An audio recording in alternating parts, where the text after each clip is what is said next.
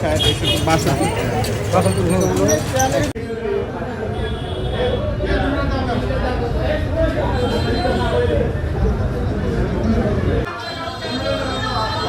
শিববাড়ি মন্দিরের এখানে বড়বাজারে আমাদের কাছে অভিযোগ ছিল যে একজনের বাসার পাশেই দোকানের পাশে তার একটা গোডাউন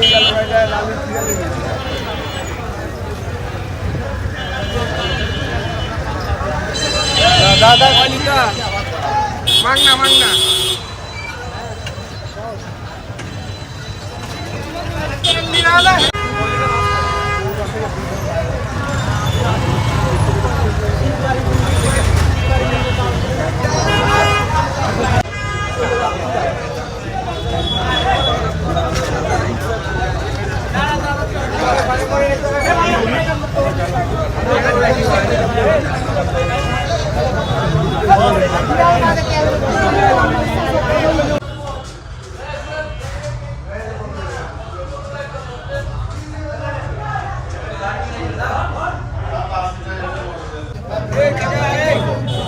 কি লাগালি ভাই বুঝছেন ভাই পাবলিক আপনি সিরিয়াল ভাবে দেন সবাই দিচ্ছেন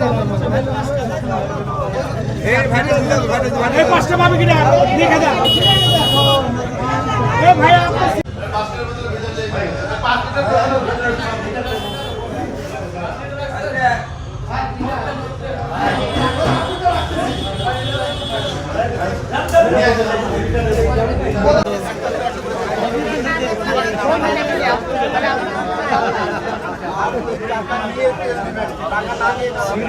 আপনি কোনো লাভ হবে না।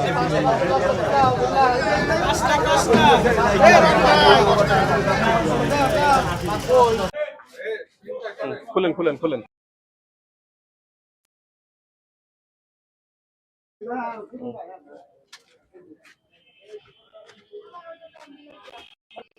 এইটা বাজে আরেকটা বের করেন হয়ে গেল।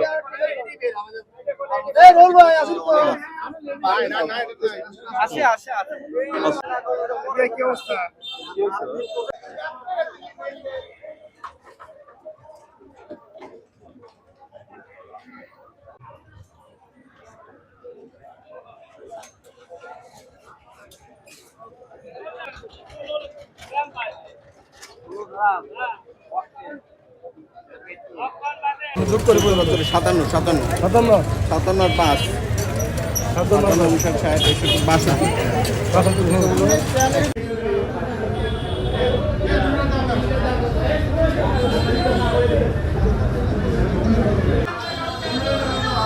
এই শিববাড়ি মন্দিরের এখানে বড়বাজারে আমাদের কাছে অভিযোগ ছিল যে একজনের বাসার পাশেই দোকানের পাশে তার একটা গোডাউন আছে এবং এই গোডাউনে যথেষ্ট পরিমাণে ব্যারেল এখানে পেট্রোল অকটেন বা ডিজেল এখানে মজুদ আছে। তো আমরা প্রথমে এসে এই দোকানের মালিককে জিজ্ঞেস করলে উনি আমাদেরকে অস্বীকার করেন যে ওনার কোনো গোডাউন নেই।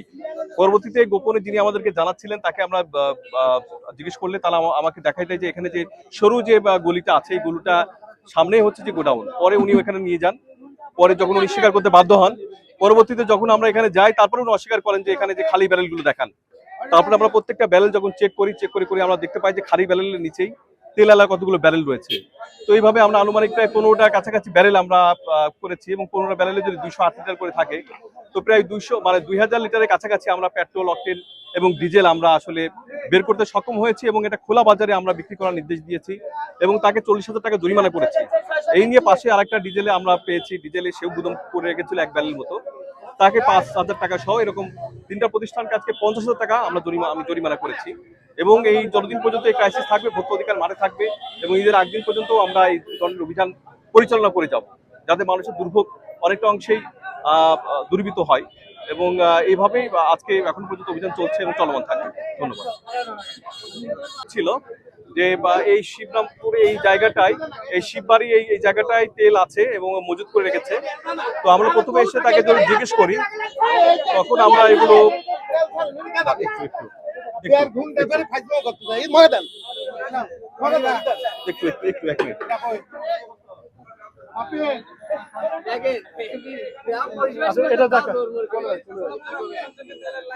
তেল তো আপনারাও দিচ্ছেন না, দিলে তো আজকে অবস্থাটা হতো না। আজকে তেলটা দিলে মানুষের